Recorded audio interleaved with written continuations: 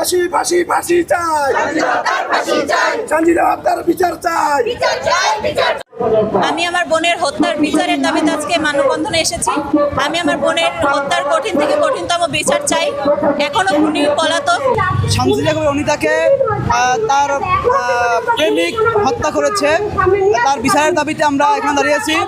আর বাংলাদেশে এমনই একটা দেশ আমাদের, যেখানে হত্যাকাণ্ড হোক, ধর্ষণ হোক, যে কোনো বিচারের দাবিতে রাস্তায় না আসা পর্যন্ত বিচার হয় না।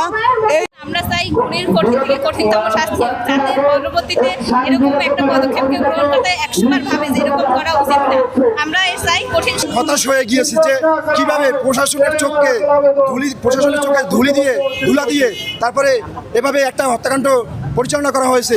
এই খুনি এর আগেও একটি মেয়েকে হত্যা করেছে বিষ প্রয়োগের মধ্য দিয়ে।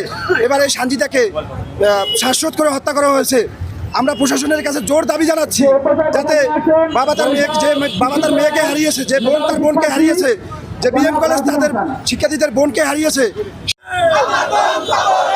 আমার বোন কবরে,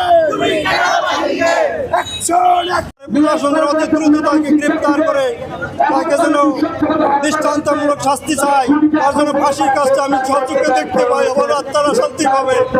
আমার মা যেন আমার জীবন কষ্ট করে বাড়ছে, তাকে যদি মৃত্যু দেওয়া হয় তবে আমার আত্মা শান্তি পাবে।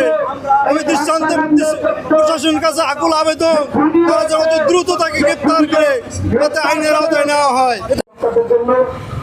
আপনাদের সম্মুখে বক্তব্য নিয়ে আসবেন কলেজের মেধাবী শিক্ষা